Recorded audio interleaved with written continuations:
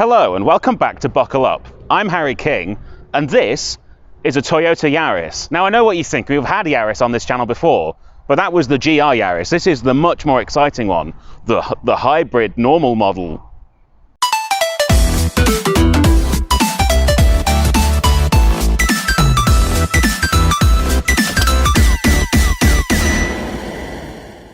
Okay, so we'll start here at the front of the car. So this Yaris looks rather different to its predecessor. It's a brand new car, proper brand new car. None of that Ford Fiesta light update thing going on. You've got this sort of carbon effect thing here in the grille, which is a choice.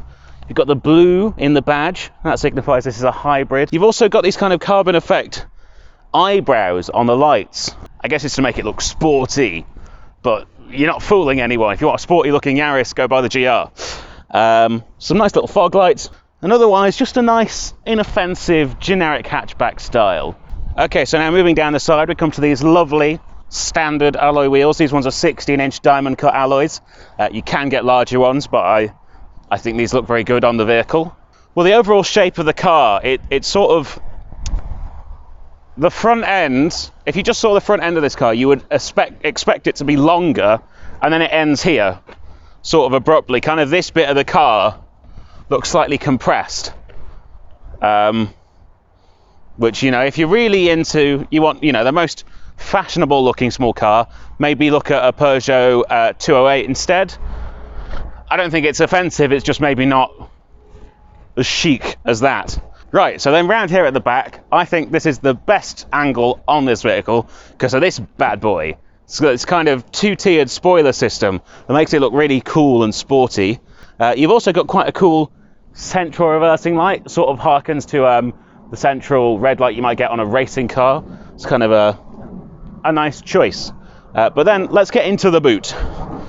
So this Yaris actually has the smallest boot capacity in class, just 286 litres. Now that doesn't really mean anything to anyone, and in the real world the shape and the opening of this boot means it feels as practical as many of the other cars in class. With the seats folded down, you'll have nearly 1,000 litres worth of space, so not capacious, not voluminous, but big enough probably for an IKEA set of drawers.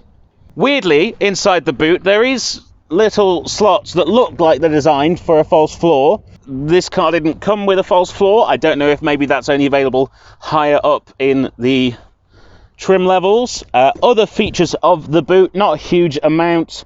There's no tie down points, there's no 12-volt sockets, but you do have 60/40 split folding rear seats, though obviously there is a lip once they're folded down due to the fact there is no false floor. Speaking of those seats, let's move through to the passenger seats.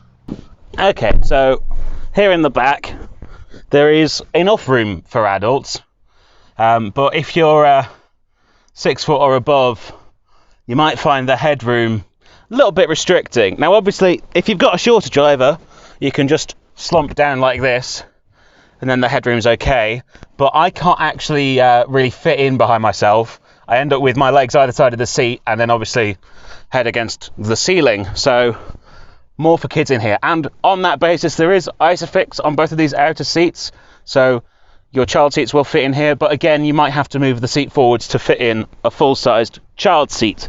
Features of the back: there's grab handles as per usual, there are some little bottle holders in the doors, that's good, but there's nothing else really going on. There's no seat back pockets, there's nothing in the back of the center console. So it's a relatively sparse space, but that's what you'd expect in this class of car. There aren't many vehicles of this size that would offer more than this. Let's move through to the front. Now, here in the front, things get a lot better. There's a lot more stuff going on. So for a start, I easily and comfortably fit. There is so much adjustment in everything here. Look at that. The seats go all the way forwards, all the way backwards, they go up, they go down, and they've got a nice ratchet on the side rather than a spinny thing, so you can quickly adjust your backrest as well. This is an automatic. Yarises are now auto only, other than the GR, because they're all hybrids. There's one engine option for all Yarises. That's it. Automatic hybrid. Practicality in here. There's plenty going on. There is a nice good sized glove box, and importantly, the owner's manual is only little, so actually you can keep it in the car and keep plenty of stuff in with it. There's lots of rubberized trays. There's these two here to keep your phones on, and there's an unrubberized one here for the passenger as well.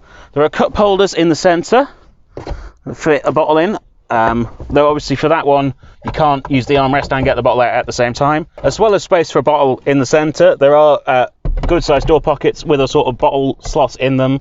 There's storage inside the armrest as well. Little tray, good for a phone again. You've got a 12-volt socket in here, and you've got a USB for your phone there.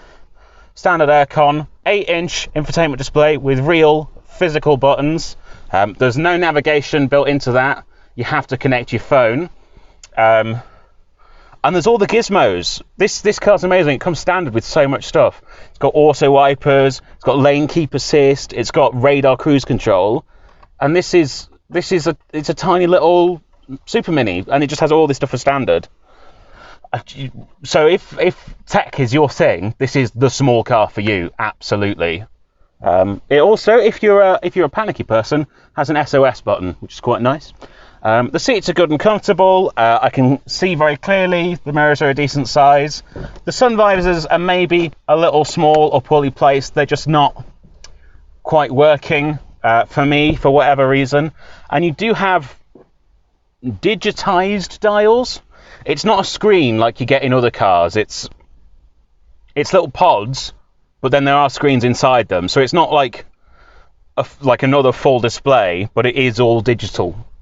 Down here you have a fuel filler release. You have to use that. It doesn't unlock with the car. You'll also find some other buttons for the vehicle. You've got your automatic high beams down here, and also your bonnet release. Okay, so I think that's everything I need to tell you about while we're here stationary in the vehicle. I'll tell you about the rest on the road.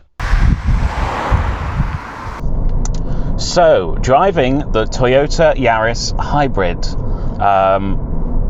So far, a very refined experience. It's nice and quiet in the cabin. The steering wheel feel is super light. So it's definitely designed to be a city car. You'll have no problems at all maneuvering this around tight obstacles. But actually the first thing we're going to do is we're going to go to the motorway and check out all of the driving assist systems that this vehicle has, because it's packed with them. So I'll come back to you when we're driving with the assistance of a robot.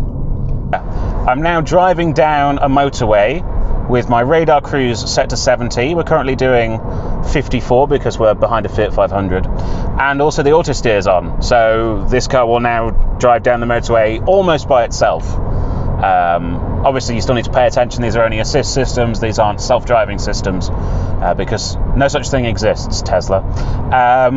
But it does make driving incredibly easy, and especially for a car of this size to be this easy to drive on a motorway is quite a big deal, because often a smaller car is more tiring to drive on a motorway. You have less of these systems and less refinement in general. But hybrid system, so far the CVT gearbox has been completely unobtrusive. I haven't really been able to hear it, and really this is just a lovely, it's a very grown-up experience. This is a very mature small car.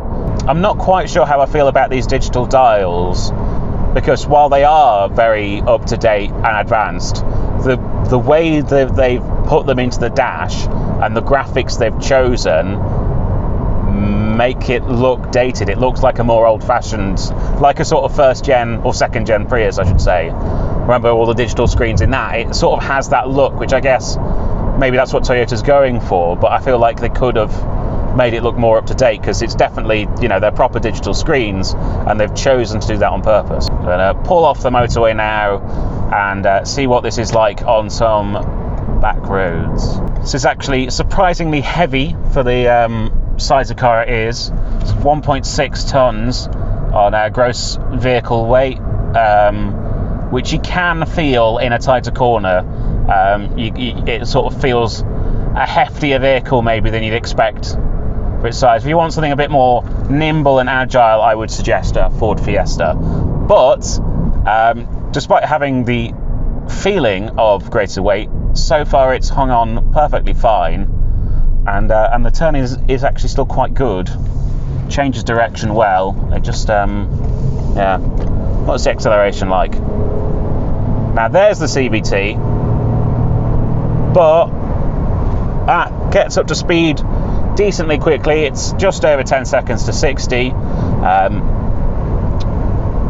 But yeah, it does that CVT thing where it just stays at the ideal RPM and then the car accelerates, which I don't personally like, but actually in this car it's quite quiet and not too intrusive. The steering actually has quite a nice positive feeling directly on centre, and having said that it felt light earlier on, I'm now starting to wonder if maybe there's a variable steering system in this, because it feels like it's weighted up decently. I mean, it's not heavy, it's not sporty, I won't go that far, but it doesn't feel like light and floaty at higher speeds. There we go, there's the limit.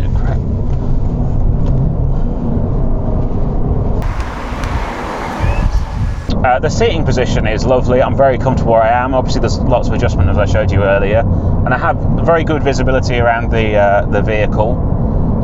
It's also worth mentioning there is a reversing camera when you're manoeuvring as well. There's also emergency stop, so if you're reversing and you're not very good at it and you often reverse into things, this car will theoretically prevent you from doing that. If it detects you're about to hit something, it will brake for you. You do have driving modes in here, so I've got, if I cycle through, power, sport, in other words, eco, and then nothing, so it's standard basically. If I owned this vehicle, I'd probably put it in power all the time because I'm a chav, which just means that you lock on the engine at all times. There's also an EV mode to run on electric only, which you can only do up to about 30 miles an hour, but obviously in stop-start traffic, if you're in a queue on the motorway or if you're driving in or out of a city, that will really help with your fuel consumption and your emissions. So it's quite a nice feature, considering this is just a standard self-charging hybrid rather than a plug-in one. A lot of them don't have the ability to drive on electric-only power, but this one does, and that's quite a nice feature. This steering wheel's very nice to hold. It's got this nice vinyl on it. It's good feeling in the hand, and you can palm it. It's the most important thing. In any car, it's palmable because of the good steering weight. You do have some hard touch points in this car. Notably, there is no padding on the door here at all. So on a longer drive, if you're like me and you lean your elbow down on the door, you might feel a bit tired from that. There is padding on top of this center armrest though, so that's nice. The steering wheel, the touch points are good as well. There's sort of this fabric on everything around the doors. It's a low-cost thing that Toyota will have done that really helps to increase the perceived quality in here. There are some things, though, that maybe feel a little bit flimsy. So it's not all perfect, but it's Toyota. So even though they maybe feel flimsy, I'm quite confident that they'll still be here in 20 years' time.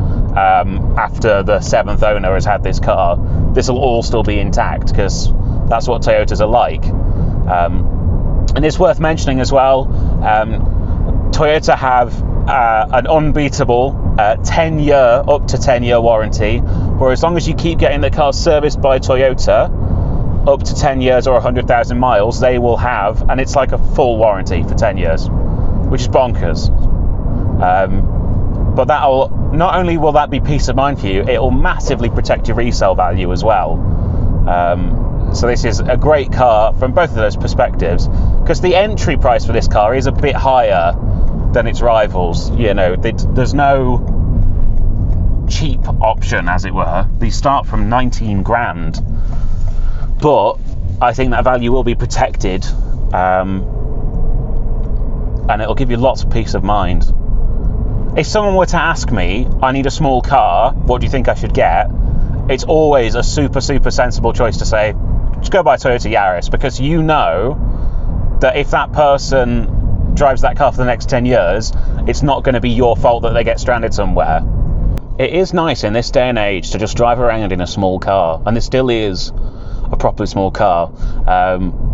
Some other cars in class, the Polo for example, yes, if you go and look at the figures, you'll go, oh, but it's got more rear leg room and it's got more boot space. That's because the Polo isn't a small car anymore. This is still a small car, so if you actually need to drive a car around in a city or on a tight road or something, this is still a very good choice, and still very usable boot and back seats. This is the correct proportions, I would say. So, the Yaris Hybrid. No, it's not the cheapest car in class, it's not the most practical, and it's not the most fun either. But importantly, those are just facts and figures. In the real world, this is a brilliant car. It's the right size, it's good to drive, and importantly, it's incredibly mature. For long motorway miles, if you don't want a diesel, incredibly economical and incredibly easy to drive, thanks to all of those assisted drive systems. So I think if you're looking for a small car, either for in the city or for doing big distance, really consider the Yaris, because it's really rather good. Thank you so much for watching, guys. Please remember to like, comment, and most importantly, subscribe. All of our links are in the description down below. You'll find all our social media. You'll find our merch store, so you can go and buy some cool threads. And you'll find our Patreon if you'd like to support us in that way, or you can become a channel member. And with all of that said, I'll see you next time.